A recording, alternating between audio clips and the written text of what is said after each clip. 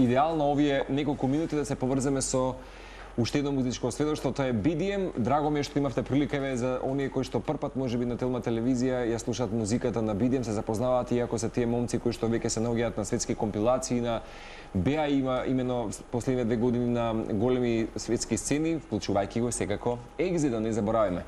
Меѓутоа, за нашиот Бане има доста да се говори. Ние често пати сме спомнувале и сме споделувале различни музички епохи конкретно за BDM и никој пат нема да заборавам за првото поглавје, можеби Бане поминаа повеќе од 5-6 години кога во оваа студија ги најававме почетоците и зачетоците на продукцијата на BDM.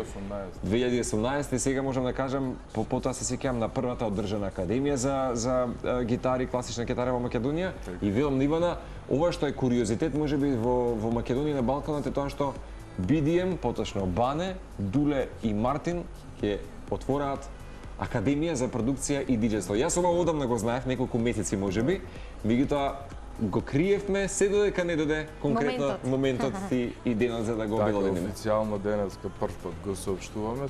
Планираме здравиот почеток на март, да биде све готово, спремно, што имам доста работи. Во самиот Тенсо центар се прават некои физички промени, да се направи академија, меѓутоа академија на многу високо ниво, на балканско ниво, нешто што не постои, каде што ќе предаваат искусни луѓе у својата работа. И не само предавањето и опремата, колку што е целиот концепт. Секој студент ќе треба да одработи задача. Например, тие кои што ќе се запишат на смерот за продукција, ќе имаат можност пред све во нашето студио да работат со нас и со нашите колеги, значи да миксаат, да продуцираат наши авторски песни. Пример, тие кои што ќе се запишат на диџеј курсот, ќе имаат можност да настапуваат со нас, со Дуле или со Мартин индивидуално и плюс со другите наши колеги во најелитните локали што се, да речем, не само во Македонија, него и на Балканот, каде што одлична пракса за нив за опуштање на на сценското искуство и така натаму, што вие зашто сепак не се базираме на диплома, колку што се базираме на пренесување на знаење и после тоа истото да може да го новчат назад, да не се лажеме. А и сериозно, од каде потекне идејата веројатно за да го забележите, да детектирате, ајде да кажам условно, дефицитарниот дел во продукцијата и диџејството? Генерално прв слушам дека сериозно се отвара шанса за да учи некој диџејство, бидејќи тоа е мајсторство и техника посебно. Да, дефинитивно тоа е денешницата, која што кажа Джим Морисон пред скоро 80 години, дека има еден човек на сцена со некаква кутија пред него и ќе прави забави за луѓе и тоа, тоа е вистината. Не го направивме од тој порив, повеќе го направивме од што може ние да понудиме. Што, например, во мојот центар, што има нешто што можам јас да додадам. И сфативме дека единствената работа што е останата е диџејинг и почнавме со курс за помали деца, веќе каде што работи Мартин. Меѓутоа тоа е како да речеме, нели, како школа моја која што функционира за часови гитара така натаму. Меѓутоа идејата за академија дојде во разговор со еден наш пријател, он самиот ни понуди што чекате, зашто не го направите ова, не постои на Балканот. И таа реченица остана кај мене во глава, како ехо. И почнав да размислувам, да анализирам дека стварно, да истражувам дека стварно не постои.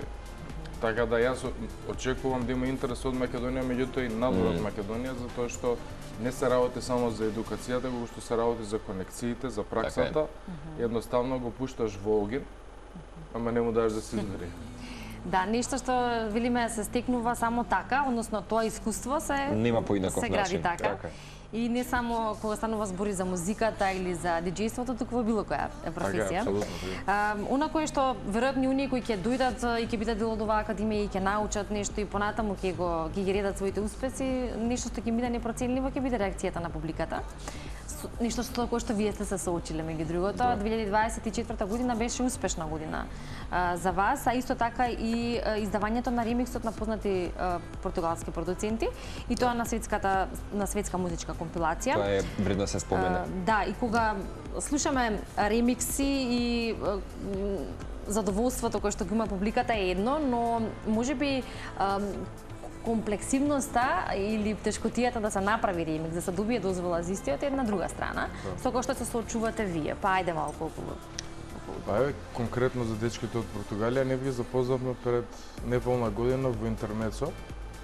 Дуле ги донесе, он ги најде, јас не ги знаев кои се, дојдов специјално да ги слушнам и кога завршија со настап, додека се поздравував, на пејачот му викам, следен пат викам, кој ќе се видиме, викам, ќе имаме заедно настап, ќе се работуваме, една позитивна енергија, зашто многу ни се допадна како вокал, зашто во нашиот бенд немаме вокал. И после 3 месеци, они ни испратија, мислам, 2 или 3 композиции.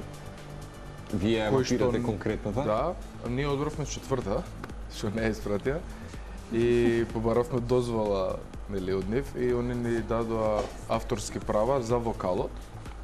И едноставно го земавме нивниот вокал, го ставивме во музичкиот програм во кој што работиме и све што е во позадина е отсвирено од нас. Значи, освен вокалот на пејачот, не постои ништо друго од нив. И толку и многу им се допадна таа верзија на нив, што они апсолутно го извадија оригиналниот, да речам оригиналниот сингл, го ставија нашиот ремикс, затоа што беше по так uplifting, да кажам. Тоа е едната страна на ремиксите, а другата страна, као например до Moon and Back или овие што ги работевме другите, со Светле сега, таму поентата е дека мора да препееш и да пресвириш све заради тие авторски права.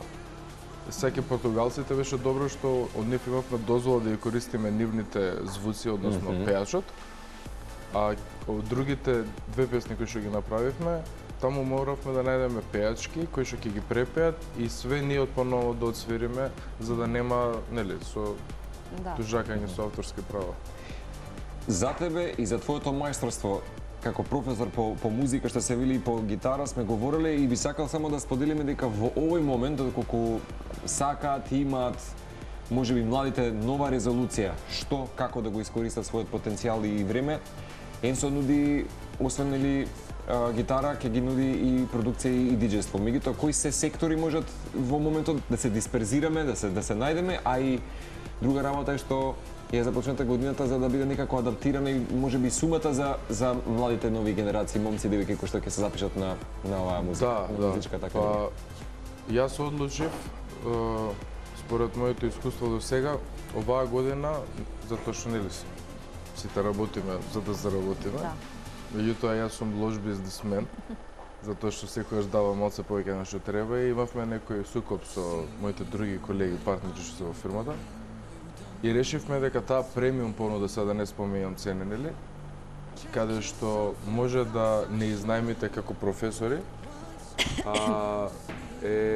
ќе спуштиме на 20% од 100%, тоа значи дека учениците кои што ќе се запишат конкретно за гитара или новите таленти кои што сакаат да изучуваат музика, музичка продукција, се запознаат со пианото, кои што работат со мене, добиваат неограничен број на часови. Се тоа малку звучи нелогично. Нестварливо. Да. И кога ќе на интернет сега дека иде реклама, знаеш, луѓето кога се јава се збуните, не им е јасно, ама поентата не е дека ти секој ден мора да доаѓаш на час. Ти можеш да дојдеш денес да имаш час, можеш да дојдеш утре да снимаш, можеш да дојдеш задутре да вежбаш, но поентата е ако сакаш да имаш ментор, тој ментор треба да биде присутен до тебе секојдневно, затоа што без исклучок. Тоа е вистината, едни од најголемите виолинисти, да речеме русите, конкретно еден од нив има израснато со професор сам на Сибир 12 години, 24/7. Значи тој е ментор. Другото еден од часови по гитара. Така да тоа е, да речеме, интересно поглед на новите уписи. Фокусирани сме на гитара, на сите стилови гитара, сите смерови со гитара. Правиме авторски бендови веќе, затоа што имаме ученици кои што со нас долго време. Сериозни музичари се, иако се мали дечиња, ние планираме еден ден да ја представуваат Македонија на Евровизија, например, со нивна авторска музика. И да се надополни македонската дискографија со артисти. Тоа е што недостачува, можеби авангардноста и оној еклектичен стил на музички израз, една синестезија. Бане, знам дека ќе биде успешна годината, само уште за крај, дали по оваа компилација и ова што го направивте со овие момци, дали годинава ќе имаме на повидок нови синглови од BDM и нови настапи веќе договарате? Да, веќе има многу договорено, веќе има и многу снимено, ќе ги презентираме премиерно пак е вас. Да не откривам многу, меѓутоа се работи. Вториот албум е веќе завршен, почнува да се работи на трет албум и се почнуваат букинзи за предстојна година фестивали. Да, можам да откриам само дека најверојатно ќе бидеме за прв пат, зашто секоја година идеме на едно место. Прв пат, оваа година би требало да се појавиме на Екзи Струмица. Секоја чест. Така да Get excited. Да. Get excited со Струмица, Ви супер. посакуваме успех како со Академијата, нели така и со сите други настапи и планови кои што ги имате за оваа година која е пред нас и како што и спомена, премиерно, односно кога ќе имаме можност да премиерно пуштиме и ги известиме нашите гледачи, тоа ќе биде во утринска на Телма. Енсо, овој музички културен центар, каде може да ве лоцираат и да се вклучат во гитара, продукција, диџејство и целата таа мајсторија? Главниот центар се наоѓа во Влаја, на сама Партизанска, а меѓутоа има и уште еден простор кој што се отвори во аеродром пред неполни, не знам, 6 месеци. Така да веќе сме на две локалици, меѓутоа главниот простор каде што се наоѓа студиото, каде што е поврзана секој училна со студио, со камери, со Самата академија. Да, самата академија ќе биде во Влаја. Прекрасно. За многу музика и овие момци и девојки за скоро сигурно ќе бидат и во Телма телевизија. Ексклузивна можност и прилика, знам дека ќе имаш сега една медиумска обиколка и вредно е да се спомене овој куриозитет за македонската сцена, така што BDM со Академија во рамки на Енсо токму за продукција и диџејство.